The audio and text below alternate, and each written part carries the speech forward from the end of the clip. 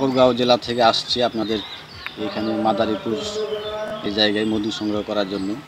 আমার 200+ বাক্স আছে, কিন্তু আমরা মাঝে মধ্যে একটা জিনিসের বিপদের সম্মুখীন হয়, যেরকম হচ্ছে আপনার কিছু কিছু মানুষ এখনও বুঝে না যে এই মৌমাছি ফুলে পড়লে পরাগায়ন হয় এবং কি ফসল ভালো হয়। কিন্তু অনেক মানুষ এখনও আগেকার মতোই আছে, অত ভালোভাবে বুঝতে পারেনি যে মৌমাছি ফুলে পড়লে পরাগায়ন হয়, ফসল ভালো হয়। কিন্তু এদিকে অনেক জায়গায় আমরা বিপদ হয়, যেরকম হচ্ছে আপনার ওরা বলে যে মৌমাছি ফুলে পড়লে ফুল নষ্ট হয়ে যায়, এরকম কোনো কোনো জায়গায় আমাদের হয়, এরকম হচ্ছে। কিন্তু আসলে মূলত হচ্ছে পরাগায়ন যত বৃদ্ধি হবে তত মনে করেন ফসলের উৎপাদন হবে। আর মৌমাছি যদি সমস্ত প্রজাতির মৌমাছি পৃথিবী থেকে যদি 4 বছরের মতো বিলুপ্ত হয়ে যায়, তাহলে কোনো পৃথিবীতে মানুষ বেঁচে থাকার মতো হবে না। এটা আমাদের বিজ্ঞানীরা গবেষণা করে বের করছে। আর দ্বিতীয় হিসাব হলো যে আমরা এখন মাদারীপুরে আসছি মধু সংগ্রহ করার জন্য। আমার 200+ বাক্স আছে। আমরা এই মৌমাছিটা বর্ষাকালে চিনি খাওয়াই, আর এটা অনেক মানুষে বুঝতে ভুল করে, যার কারণে বলে যে চিনি দিয়ে মধু বানানো হয়। কিন্তু আসলে চিনি দিয়ে মধু বানানো হয় না। বর্ষাকালে যখন ফুল থাকে না, সে সময় মৌমাছিকে বাঁচিয়ে রাখার জন্য আমরা চিনি খাইয়ে রাখি। কিন্তু এখন তো যখন সিজন, আমাদের 6 মাস সিজন থাকে, 6 মাস হলো ডাল সিজন। আপনার ডাল সিজনে হচ্ছে চিনিটা খাওয়াই, আর এই সিজনের সময় শুধু আমরা তাদের কাছ থেকে কালেকশন করি। অথচ চিনি যখন আমরা খাওয়াই তখন 100 গ্রাম মধু আমরা কোনো সময় পাই না, শুধু ওদেরকে খাইয়ে বাঁচিয়ে রাখা হয়। মূলত এটা আপনাদের কেমন কোনো লোকসান বা কীরকম করতে কেমন ব্যয় হয় এগুলো করতে? আমার ডাল সিজনে 6 মাস যখন মৌমাছিকে আমি বাঁচিয়ে রাখার জন্য চিনি খাওয়াইছি, প্রায় 5 লক্ষ টাকার মতো চিনি খাওয়াইছি আমি। আর এখন আমার প্রথম সিজন শুরু হয়েছে সরিষা থেকে। সরিষা করছিলাম রাজশাহী থেকে আমি আসছি এখন মাদারীপুর। এখানে কিছু সরিষা আছে আর ধনিয়া আছে, ধনিয়া পর কিছু কালোজিরা হবে। তারপরে আমি এখান থেকে মধু সংগ্রহ করার পর চলে যাব দিনাজপুর লিচু থেকে আবার পঞ্চগড় যাব আমি মিষ্টি কুমড়া থেকে আমার মধু সিজন শেষ। তারপরে আবার আমি মৌমাছিকে বর্ষাকাল শুরু হয়ে যাবে, আমি আবার চিনি খাওয়াবো। এর মধ্যে আমার 5 লক্ষ টাকার মতো ইনভেস্ট করা আছে।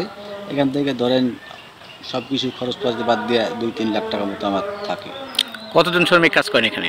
আমার সাথে কাজ করে হচ্ছে 4 জন। 4 জন না?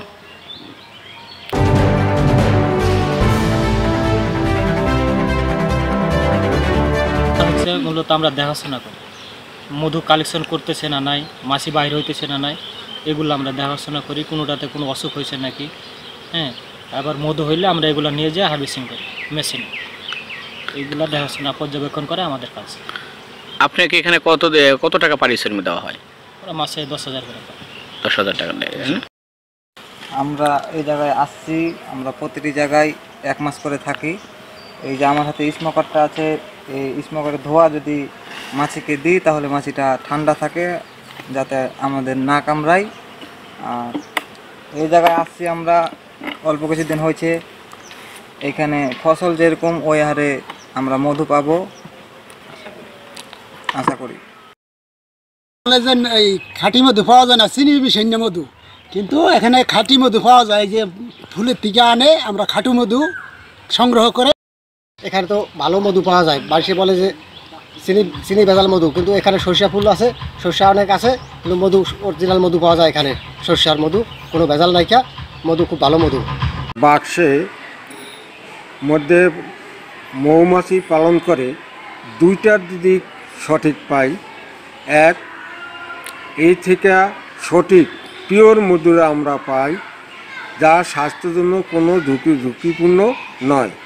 অন্যদিকে যেই ক্ষেতের পাশে বাক্সগুলো রাখা হয় সেখানে ফুলের পরাগায়ন ভালো হয় এবং ফসলও বৃদ্ধি পায়। এই মধু ব্যবহার করার জন্য সবাইকে আমন্ত্রণ করা হলো। মাদারীপুর জেলায় আমাদের যে 16,988 হেক্টর জমিতে সরিষার আবাদ হয়েছে, সেখানে প্রায় 1471টি মৌ বক্স বসেছে।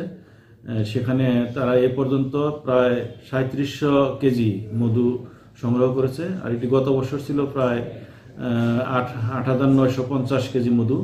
আমরা আশা করি যে গতবারের থেকে মধু এবার আরও বেশি হবে। আর এই সরিষার পরেই এই মৌ বক্সগুলো কালোজিরা এবং ধনিয়াতে যাবে। এবং আমরা জানি যে মধু, সরিষার মধু খুব উন্নত মানের, কালোজিরার মধু তার থেকে আরও বেশি এবং এটার দামও বেশি। তো আমরা আশা করি গতবারের তুলনায় এবার আরও বেশি ভালো করব। না, আমরা মধু চাষিদের আর্থিক সহায়তা করি না, আমরা তাদেরকে যে কারিগরি জ্ঞান কিভাবে মৌবক্স কিভাবে এটা রক্ষণাবেক্ষণ করা হয় এবং কিভাবে তাদের এই ব্যাপারে আমরা প্রশিক্ষণ দিয়ে থাকি এবং তাদেরকে আমরা মধু সংগ্রহ এবং এটা প্রসেসিং এবং বিক্রির যে চেইনগুলো সেগুলো আমরা তাদেরকে ট্যাগ করে দিয়ে থাকি।